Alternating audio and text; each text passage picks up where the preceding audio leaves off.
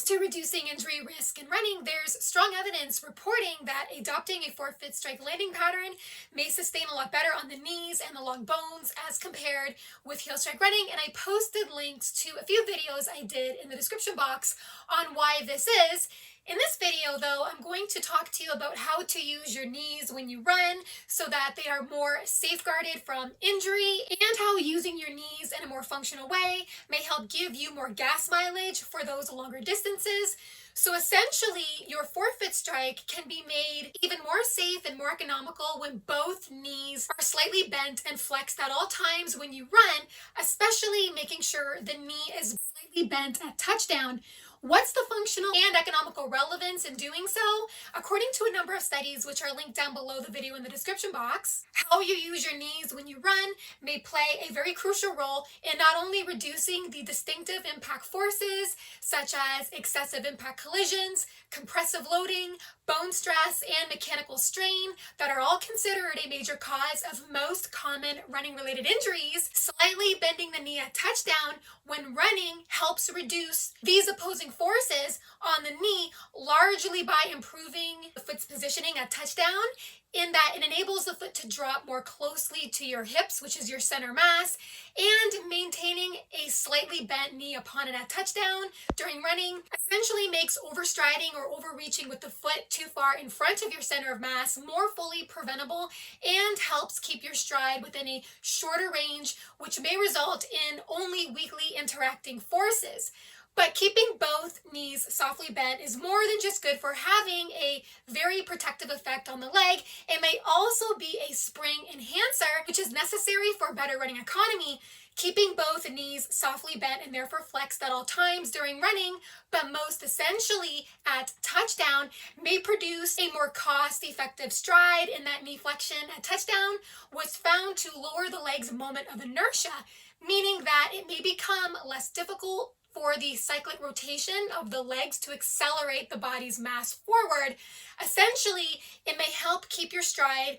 going with greater ease because there's less opposing forces like frictional forces and collisional forces attacking the leg like there would be if you unbend and fully extend your knee at touchdown, which is consistently linked to having higher doses of nearly all the forms of opposing forces linked to injury, and therefore more moment of inertia on the legs, of which may be accompanied by more muscular effort to perform more mechanical work and expend more metabolic energy to accelerate the body forward. Another economic relevance of having a bent and flexed knee upon it at touchdown when running is that since it helps you assemble a more compact stride by making your foot better at pinning down closer to your center of mass, creates a mass on a spring effect in that the elastic components of the lower leg are also sufficiently close to the center of mass. This positional arrangement is often correlated to more efficient storage of elastic strain energy than if the lower leg was further away from the center of mass, because when initial foot strike position is out too far in front of the center of mass at touchdown, and again, to allow for this elongated distance separation, the knee is often unbent, which facilitates the foot to overreach too far in front of the body. The springs in the lower leg are also positioned further away from the center of mass and are, in a sense, more massless at that point because it takes the body longer to travel up to initial foot strike position and load onto the elastic structures or the springs in the lower leg. Whereas when the knee is more bent at touchdown, it gives you a better chance for the foot to land closer to the center mass, and therefore removes the wasted travel out of your center of mass to catch up to initial foot strike position. In this way, the shortened distance separation between initial foot strike position and the center of mass may enable more involvement of more elastic propulsion more quickly because the direction of the elastic strain energy loading is more optimized for storage